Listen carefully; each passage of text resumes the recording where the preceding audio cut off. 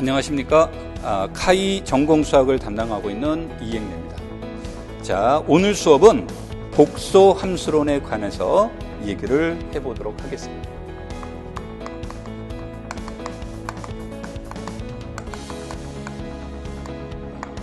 우리가 이 복소 함수론이라는 것은 고등학교 때 이제 우리가 복소수 문제가 나왔는데 시험 객관식일 때는 복소함수론의 문제가 많기 때문에 복소수에 관련된 문제들도 나올 수도 있고요. 여러 가지 나올 수도 있는데 여기에서는 우리가 그 서술형에서는 두 문항이 출제되고 있습니다. 점수로 본다면 6점, 퍼센티지로 따지면 7.5%가 출제되고 있으니까 작은 문제 양은 아닙니다. 그런데 상대적으로 복소함수론 문제는 조금 어렵다라기보다는 여러분들이 점수 따는데 아주 그 중요한 과목이다. 이렇게 이제 보시면 되겠고, 상대적으로 다루는 내용에 많은 것에 비해서 출제 범위는 제한적이고요. 그리고 문제들이 반복해서 출제되고 있습니다. 그래서 여러분들한테 말하고 싶은 것은 복소함수론을 너무 학문적으로 접근하시지 말고요. 복소함수론은 상당 부분은 알고리즘적으로 접근하는 것이 더 적절하겠다. 이렇게 보게 되겠습니다. 그래서 여러분들이 복소함수론 할 때 너무 이론적으로 증명을 한다거나 하게 되면 공부하는데 상당한 어려움이 따를 수도 있습니다. 왜냐하면 복소수는 일명 뭐가 됩니까? 평면상의 문제가 돼서 변수가 두 개죠. 독립변수가 x와 y. 그래서 다변수 함수의 문제가 돼서 우리들의 사고 체계가 주어진 데서 그 어려움이 따릅니다. 그러니까 사고 체계가 어렵다라는 말은 함수가 주어지면 정역이 복소수고 공역이 복소수면 정역이 2차원이고 공역이 2차원이기 때문에 합이 4차원입니다. 그래서 우리가 가지고 있는 평면에서는 4차원을 그릴 수가 없어요. 그럼 가끔씩 뭐라고 하시는 분들이 있냐면 책에서 함수 그린 거 봤는데요 라고 하시는 분들이 있는데, 여러분들이 본 거는 4차원을 본 게 아니고요. 2차원 정역 그림 따로 그린 거고 공역 그림 따로 그린 거기 때문에 미적분학에서 봤던 그림과는 다릅니다. 그러니까 미적분학에서는 보통 1차원, 1차원, 2차원, 1차원이기 때문에 1차원, 1차원이면 평면이 되니까 딱 맞는 그림이 되겠죠. 그 다음에 2차원, 1차원이면 3차원인데 우리가 조금 이체도형 같은 것이 거기에 해당이 됩니다만 조금 불편하기는 하지만 그림이 그려지는데 4차원은 불가능합니다. 그러다 보니까 이 복소수라는 것을 우리가 가지고 있는 상식선에서 접근하는 것이 매우 어렵습니다. 그래서 여러분들한테 얘기하는 것은 너무 이론적인 증명에 포커스를 두지 말아라. 알고리즘적으로 접근하는 것이 좋겠다라고 얘기를 하는 거고요.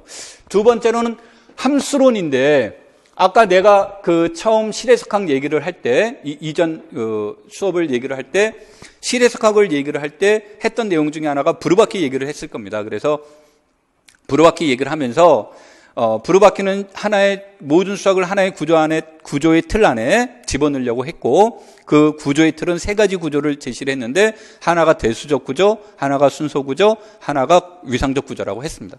근데 복소수는 대수적 구조와 위상적 구조는 지니고 있지만 순서 구조는 지니고 있지 않다라고 얘기를 했죠. 그래서 실질적으로 복소수와 복소함수론과 그 실해석학은 유사한 듯 다르고 다른 듯 유사합니다. 근데 내가 복소함수론을 출제를 하겠다라고 한다면 출제위원은 실해석학에서 나왔던 내용들을 그대로 출제할 수도 있으나 그런 것들은 복소함수론의 색깔이 잘 드러났다라고 볼 수가 없겠죠. 그래서 복소함수론 문제가 출제가 된다면 대체로 복소함수론이 실해석학과 어떻게 다른가요? 의미가 뭐가 다른가요가 주요 관심사가 됩니다.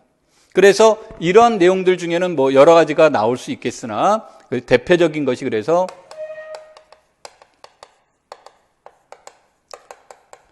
해석함수를 중심으로 문제를 다루게 됩니다.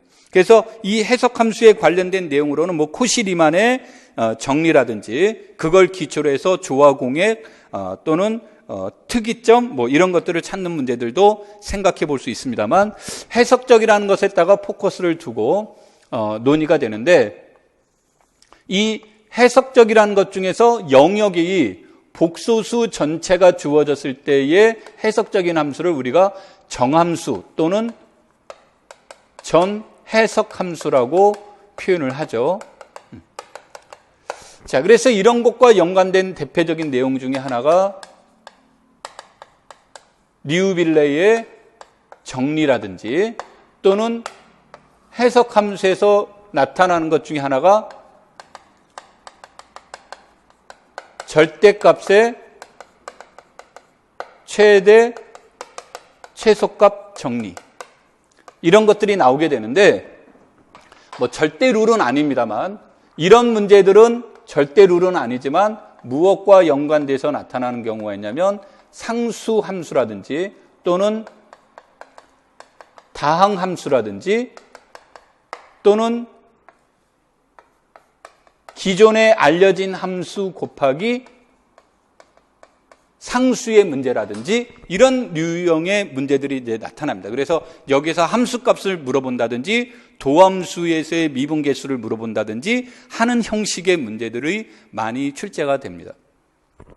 자, 그 다음에 또 하나가 이 내용이 나오게 되면 뭐가 됩니까? 대표적으로 많이 나오는 것이 복소 적분의 문제가 우리가 관심에 대한 내용이 되겠죠. 그래서 우리가 일반적으로 리만 적분하면 떠오르는 단어는 뭐가 됩니까? 리만 적분하면 떠오르는 단어는 대표적으로 면적의 문제가 되겠죠. 중적분의 문제는 뭐 최적의 문제가 될 거고요.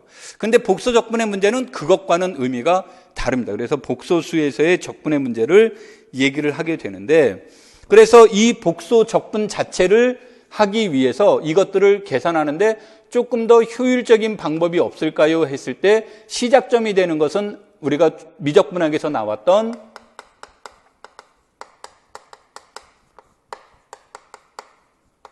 선적분의 문제가 하나의 문제가 되겠고요. 물론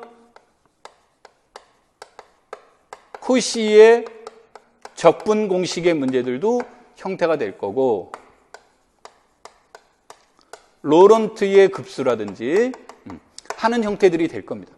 근데 이제 물론 로런트의 급수라든지 이런 게 상대적으로 출제는 되지는 않았습니다만 이런 것들이 나오게 되는데, 이런 것들은 여하튼 이런 것을 이용을 해서 복소 적분이 목적이 되는 겁니다.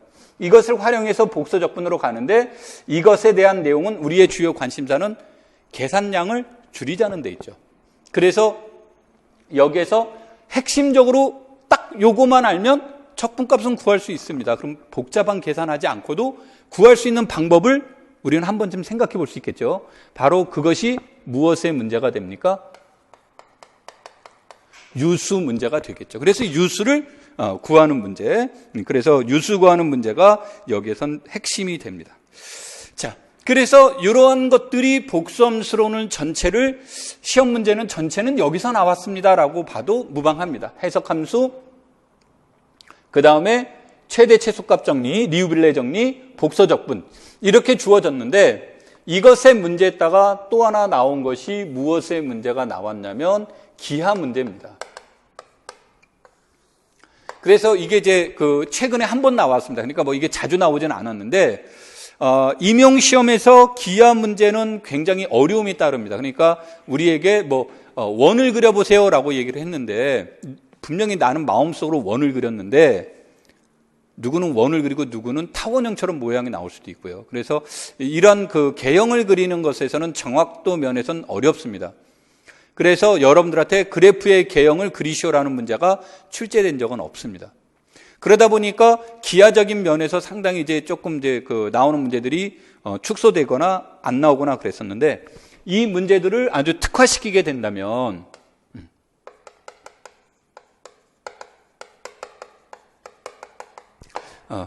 쌍일차 분수 변환의 문제라든지, 아니면 이것에 대한 내용 말고 무엇을 얘기를 해줄 수 있냐면, 정역에서의 교각이 공역에서의 교각과 각의 관계는 어떻게, 각이 보존될까요? 방향이 보존될까요? 이런 문제들도 얘기해 볼 수 있죠. 그래서 그런 것들의 문제가 바로 무엇입니까? 등각사상의 문제가 되는 겁니다. 자, 그럼 이제 교과교육론적인 입장에서 복소수라는 쪽으로 한번 해석을 해볼까요?